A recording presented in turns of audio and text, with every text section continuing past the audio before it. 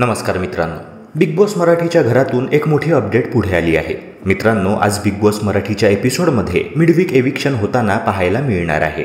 सध्या घरातील 6 सदस्य हे घराचा निरोप घेण्याकरिता नॉमिनेटेड आहेत आणि आता ह्या 6 पैकी एक असा सदस्य घरातून बाहेर पडणार आहे ज्याची कल्पना कोणीच केली नव्हती. तसं तर मिडवीक एविक्शनची प्रक्रिया बिग बॉसने कालच पार पाडली. मात्र वेळेच्या अभावामुळे कालच्या एपिसोडमध्ये ते आपल्याला दाखवू शकले नाहीत. मात्र आज आपल्याला ते बघता येणार आहे. आता मित्रांनो, हे मिडवीक एविक्शन अत्यंत धक्कादायक असं आहे. होय मित्रांनो, कारण आज अंकिता प्रभू वालावलकर ही बिग बॉस मराठीच्या घराचा निरोप घेताना दिसणार आहे. मित्रांनो, ही 100% कन्फर्म न्यूज आहे. शिवाय तिच्या इंस्टाग्राम पेजवरून देखील तुम्ही याची पडताळणी करू शकता.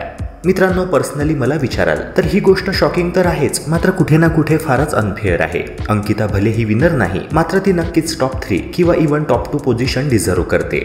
ओपनिंग वोटिंग ट्रेंडनुसार सुद्धा ती हमखास टॉप 5 स्पर्धकांमध्ये असायचीच. राहिला विषय जान्हवी आणि वर्षाताईंचा, तर त्यांना नाममात्र मते मिळाली असताना देखील त्या आजही घरात आहेत. बिग बॉसने त्यांना काढलेले नाही. अशात प्रेक्षकांच्या मतांना काही किंमत आहे की नाही असा प्रश्न कोणालाही पडणे साहजिक आहे. शोच्या रिसेंट एपिसोडमध्ये बिग बॉस मेकर्स कडून असे सांगण्यात आले की अंकिताला सर्व सदस्यांपैकी सर्वात कमी मते मिळाली आहेत. पण मित्रांनो, अंकिताला जान्हवी आणि वर्षाताईंपेक्षा देखील कमी मते मिळणे हे नेक्स्ट टू इम्पॉसिबल आहे.